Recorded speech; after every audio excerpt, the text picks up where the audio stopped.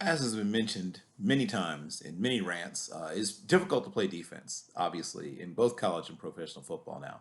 So I want to celebrate great defensive performances. I'm going to start with Shane Irwin of Boise State, who had three solo tackles, a sack, a quarterback hurry, and was providing pressure. I think he probably had more than one hurry, but he was credited with one.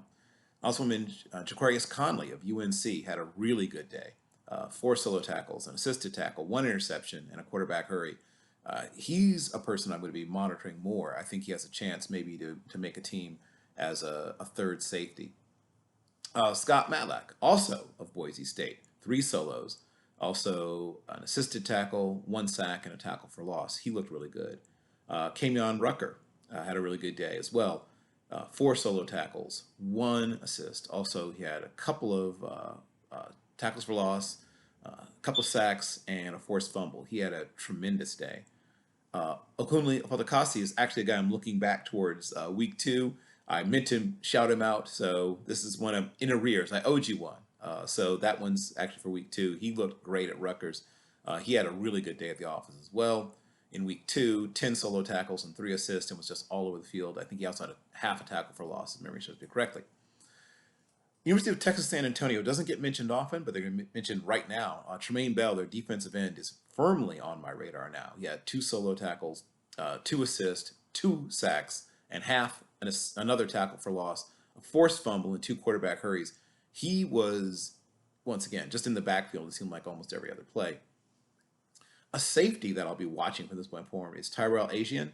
He had three assists, he had one interception, and a 95-yard pick six that I think turned the game.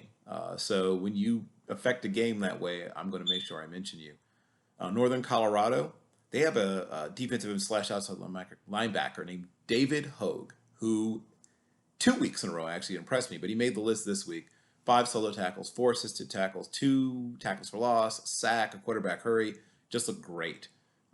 Charlotte Southern's Anton Williams. I like to always celebrate my FCS guys when they look great. He looked really good.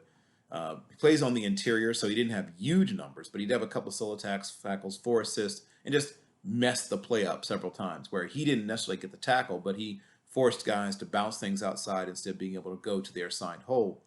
Linebacker DeAndre Square had a really good game. Four solo tackles, an assist, two quarterback hurries, a sack, another pressure.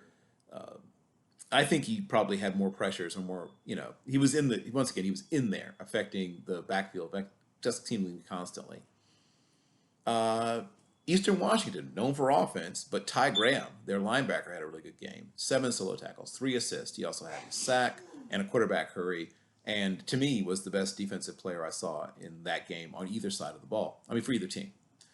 Jared Battle, another linebacker, three solo tackles, two assists, three sacks. Also had another partial tackle for loss that he shared. He looked great.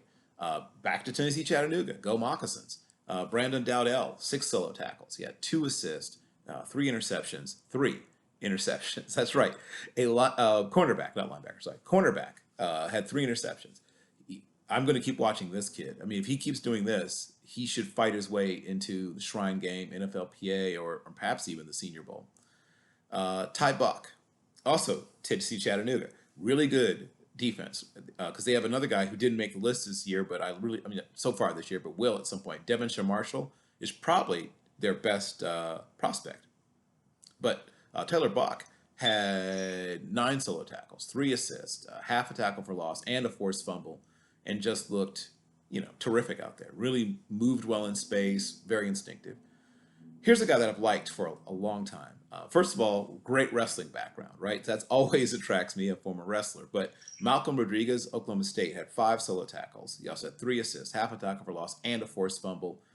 He's probably not going to test super well, but worst case scenario, getting a special teams guy is going to be great. I think he has a chance to become, in the right scheme, a really good inside linebacker. Tyler Medikevich. Like if you liked Medikevich coming out of Temple, that kind of guy.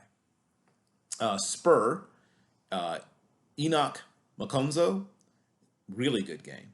Three solo tackles, six assists, and a forced fumble.